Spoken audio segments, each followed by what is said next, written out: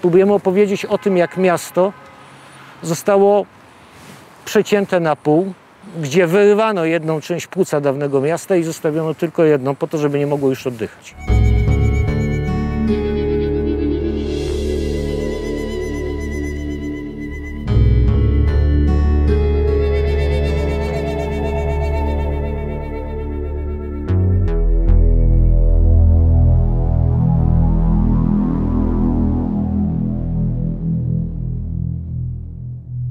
Kiedy czytamy książki historyczne o wojnie, czytamy wojenne wspomnienia lub słuchamy opowieści tych, którzy wojnę przeżyli, zawsze powtarza się tam jeden schemat.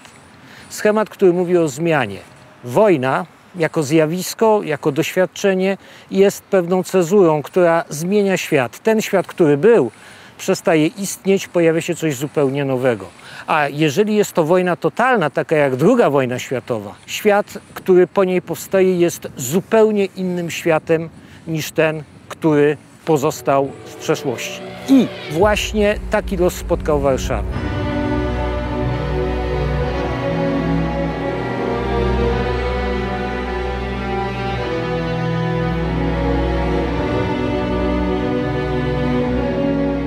Warszawa wojenna jako okupowane miasto została podzielona. Podzielona na tych, którzy mieli jakieś prawa i na tych, którzy praw nie mieli żadnych. Symbolem tego podziału jest ta tablica. Żydom wstęp wzbroniony. To właśnie społeczność żydowska stała się tą społecznością, którą wykluczono ze świata normalnych ludzi, której odebrano te prawa, które normalnie należą się człowiekowi.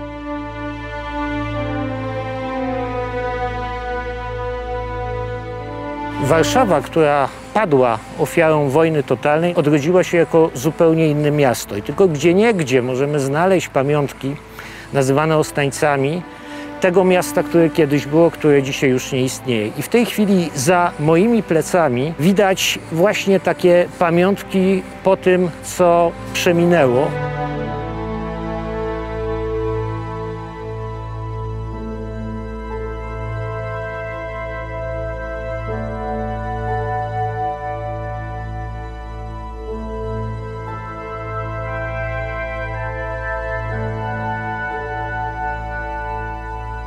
Ten mur był murem getta. Tu chodzili mieszkańcy getta, tych cegieł dotykały ich dłonie.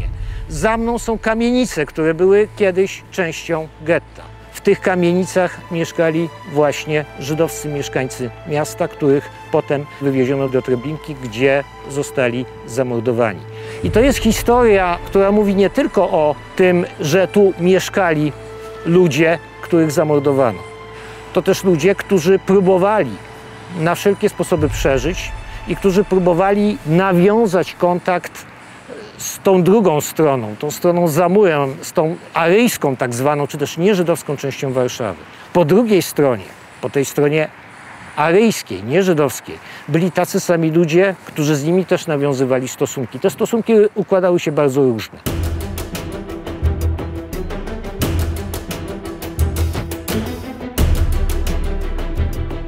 W naszym muzeum chcemy opowiedzieć o stosunkach Polaków i Żydów, jak te dwie społeczności funkcjonowały wzajemnie w okupowanej Warszawie.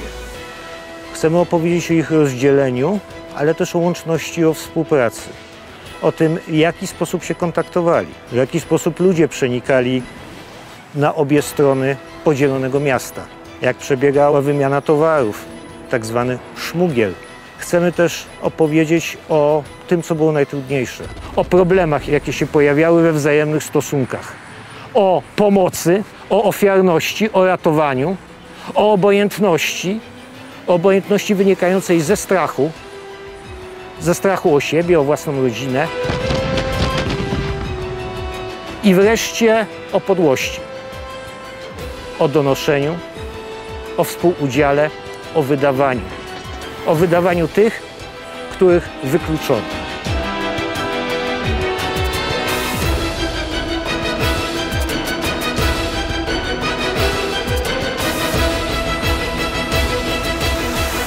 Nazywam się Jacek Konik, jestem doktorem archeologii i historykiem. W Muzeum Getta Warszawskiego zajmuję się galerią dotyczącą stosunków polsko-żydowskich w czasie II wojny światowej.